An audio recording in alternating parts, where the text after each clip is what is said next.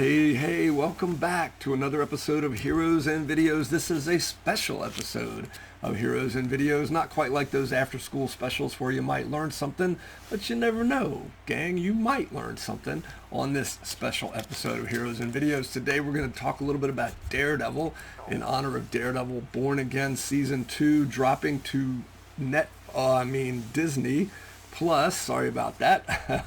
The Netflix show is fantastic. Looking forward to seeing the new show. It should be out by the time you see this. I look forward to binging as much of it as I can. I don't think they're dropping it all at once like the aforementioned Netflix channel did. But let's get right into it. We're going to look at some Daredevil covers here, some books I've got. Full disclosure, some of these came from my son, that I've kind of borrowed them from him.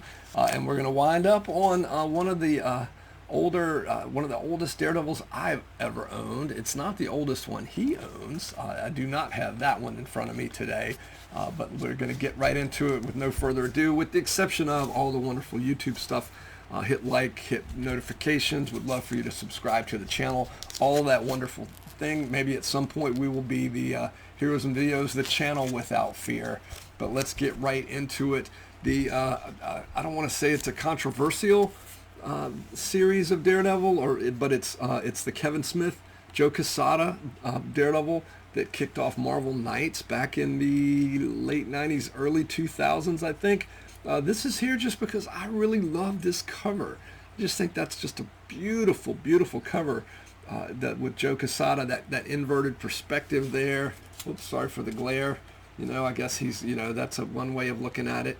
But I just love how with the Spider-Man books they do that often too. I just think this is a beautiful cover. It was a nice little run. Daredevil needed a bit of a kickstart at that point. There have been a few times, a few eras of that book that I would consider phenomenal and classic. The Kevin Smith, Joe Quesada run is not, but it was pretty to look at, and it did. They did some different things. So we've got a few covers from that run. This is number 5. I just love that artwork and that black and white and red cover. It's so stark. The logo, everything about it. And I don't know if you've read this run, and of course Nobody Stays Dead Forever, but hopefully we won't see this scene in the upcoming series. But this is just a beautiful book. A lot of that book was just something else. And next up is another one in that series. This is number 8. And this is here just because of all the rage. Of course, my favorite character on there with Daredevil, the Amazing Spider-Man. Not a huge fan of this Quesada cover, but I just thought it was kind of cool. Spider-Man and Daredevil, they've always had just a great dynamic. And I know the buzz is out there regarding whether or not Daredevil's in the new Spider-Man movie. I don't want to be spoiled. Don't show me things you think are blurred out or whatever, the special effects.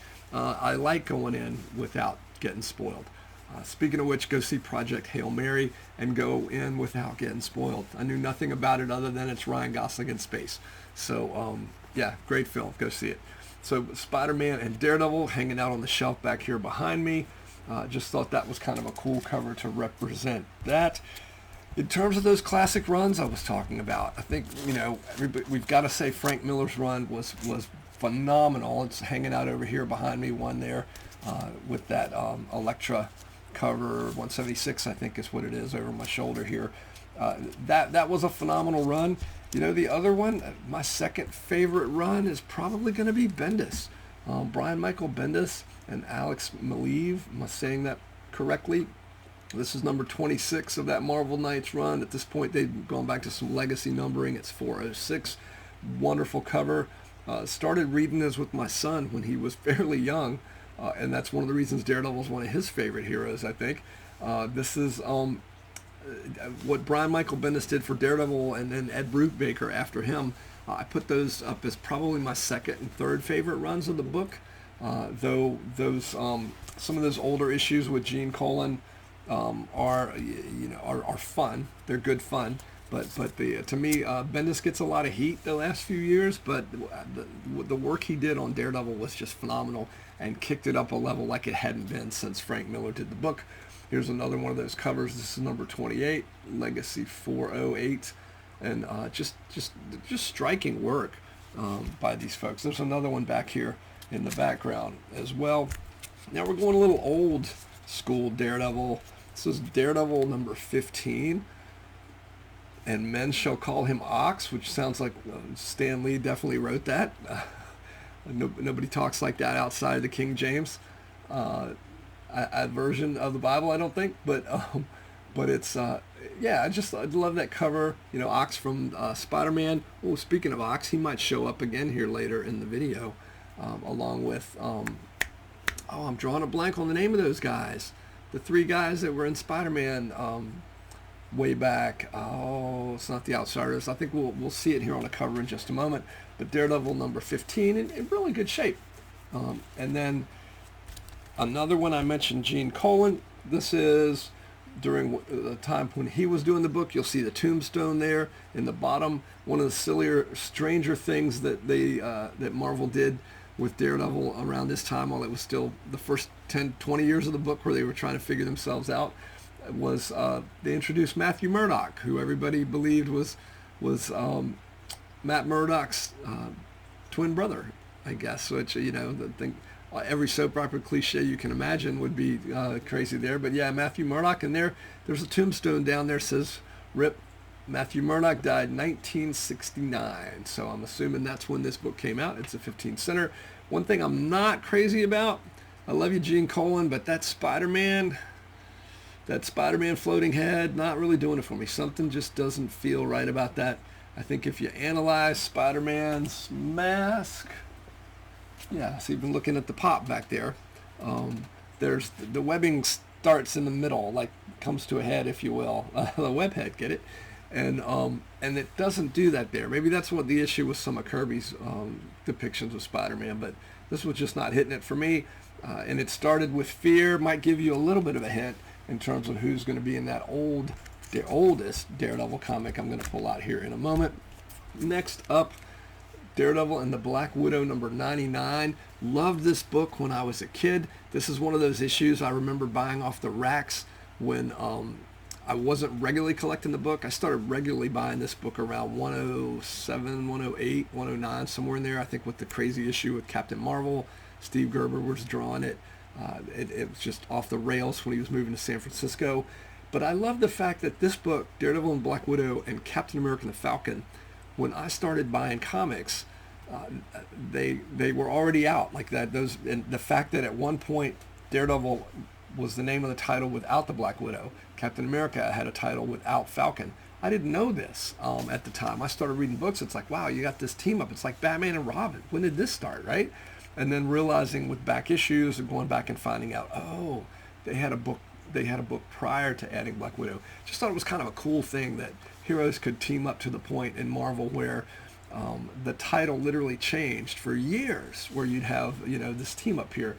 This one was particularly interesting. Again, one of the few I picked up off the rack before regularly buying the book, and it's just as hokey as it seems like.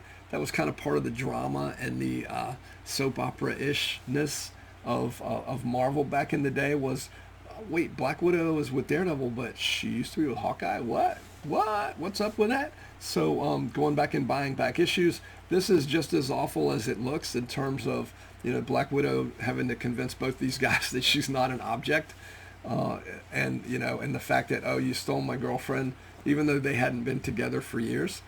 And at this point, I think Hawkeye had been Black Widow's only love interest before Daredevil.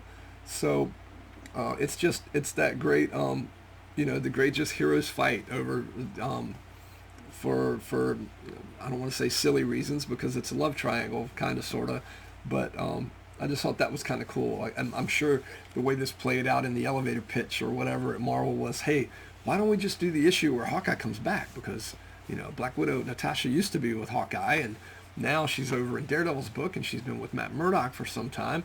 Let's bring Hawkeye in, a little guest shot kind of thing. And so, and it plays out about that way too. I want to say Don Heck does the art inside, but I'm just remembering that. Honestly can't tell from the cover. Those faces look a little bit like John Romita Sr., so that may be who's doing that. It does not say, like so many of those great Marvels, but just, and I love that cover box too, of course, with the heroes up top. Now, last up, This is the Daredevil we've all been waiting for. I had this issue in my collection when I was a kid. Didn't buy it off the racks. I'm not that old. Not that there's anything wrong with that. But I had it, we talked in the past about when you're buying back issues when you're much younger and the market wasn't what it is today. You had to really look. You didn't have eBay. You didn't have all this stuff, or all these comic shops and comic shows. The shows were few and far between if you could get to one. And so when you found an older book, it was a pretty big deal. I picked up, I think I've talked in the past, I picked up Fantastic Four 25 for like $2.50.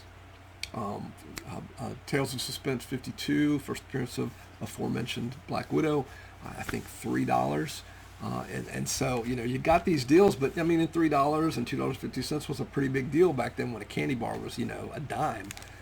But this book I had, and I think I have it somewhere, but I can't find it. So for the purpose of this video, I have borrowed one that my son picked up at Baltimore Comic-Con a couple of years ago, maybe even just been this past year. It's Daredevil number 6, and it's the it is the Ox, but this doesn't have the group. What were the name of those guys? Oh, the Enforcers, that out of Spider-Man. So that's the Ox is one of those guys, but he also shows up in this. This is number 6. The last issue, I believe, in the red and the black and yellow and red costume. It's we've got the Eel, we've got the Ox, who was using the safe, the Acme safe. I guess the Roadrunner was out of town, or Wile E. Coyote was out of town. He's using the Acme safe to hit Daredevil as opposed to maybe steal a safe. You're a criminal. And Mr. Fear there, and I want to say this is the first appearance of Mr. Fear.